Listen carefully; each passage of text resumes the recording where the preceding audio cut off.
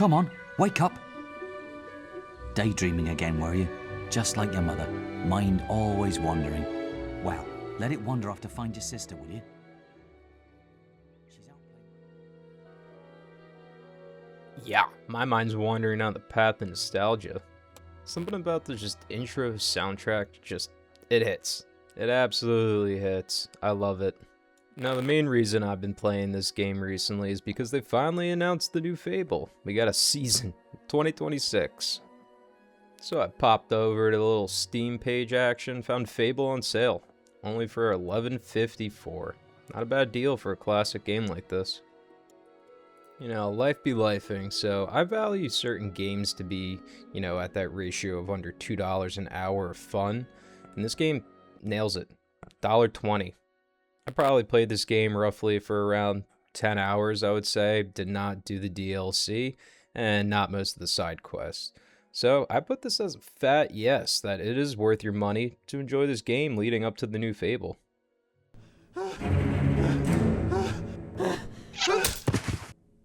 It's really happening. They're here. You've got to hide. With all that said, though, there is a lot of positives and negatives to this game, and, I'll lightly touch on most of it. In the end, it's up to your decision if you want to buy this game. And my first issue is probably the intro of this game. The long tutorial that you just gotta slug through.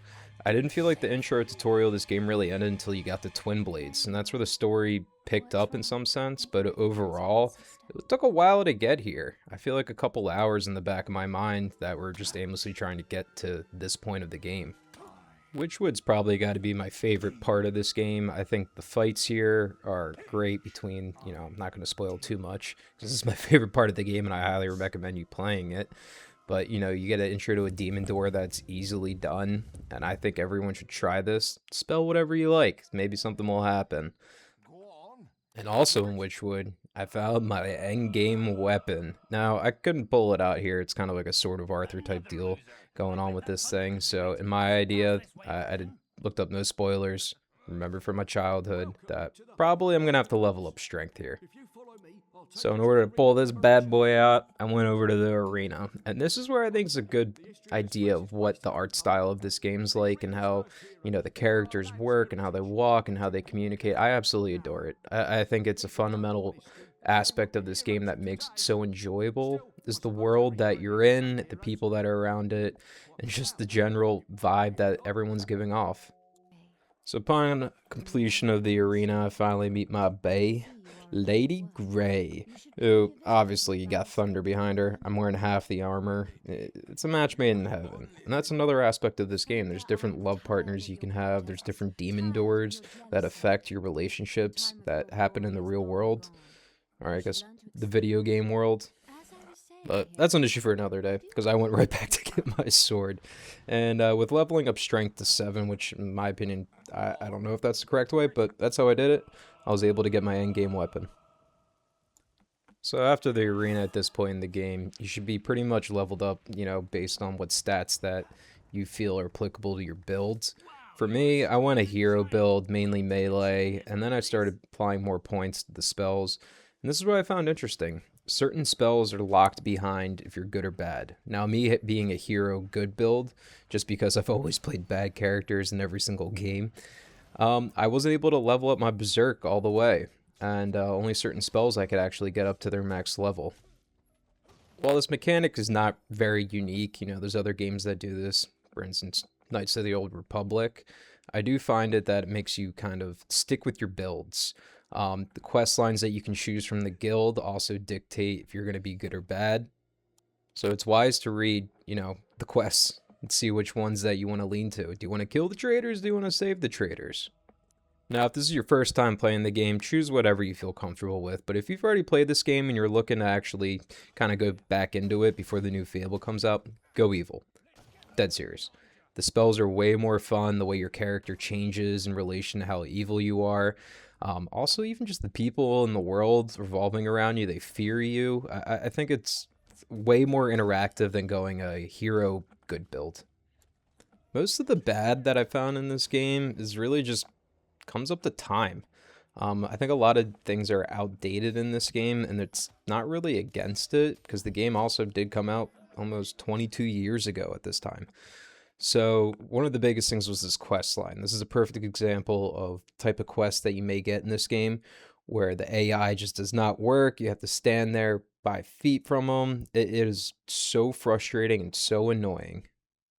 I also found that certain spells and mechanics were just non-existent. They were just weak. There's no point to use them. Everything else is just stronger in every aspect.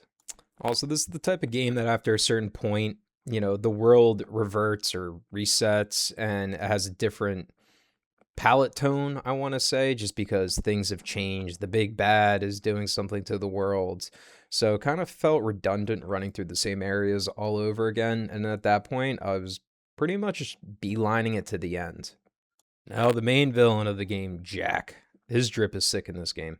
I think the voice acting is alright. I remember it being a lot, you know, scarier as a kid. Maybe that's just nostalgia, where I was expecting more. I don't know. I don't even know if I used nostalgia right there. But overall, he was a great villain, and I don't really have any issues with him.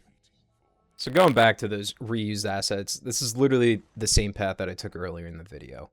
I was just beelining past the enemies. At this point, you have a fishing pole, so, you know, obviously you gotta fish any game that you can. Honestly, the fishing mini game is kind of just whatever, but you can get some good things out of them. So in this world, you build your character, you get your stats, you level up, have some romances, some divorces, whatever it may be. And it all ends with the big bad Jack. Now, here's the main issue with this game, is why I think the ending fell flat, even though I thought the story was good. I didn't use a bow the whole entire game. Now, for this final boss, I strictly had to use the bow. You're kind of forced. I don't know if I played this wrong. I don't know. Not really sure. But overall, I thought the final fight was just nothing. Now, here's a major cause and effect of having a, you know, hero good build is the ending. You know, if you want to be a good character, you have to throw the best sword in the game away. So another reason why, if you think you want to play this game again, just go evil. Go evil. As for final thoughts on just playing this game again after 20 some years is I want to keep playing. I didn't access the DLCs. There's more time left on this game that I would enjoy. Overall, I don't really feel the need to go into Fable 2 or 3 because I played those more recently, and I actually enjoyed this one a little bit more than 3, probably a little bit less than 2.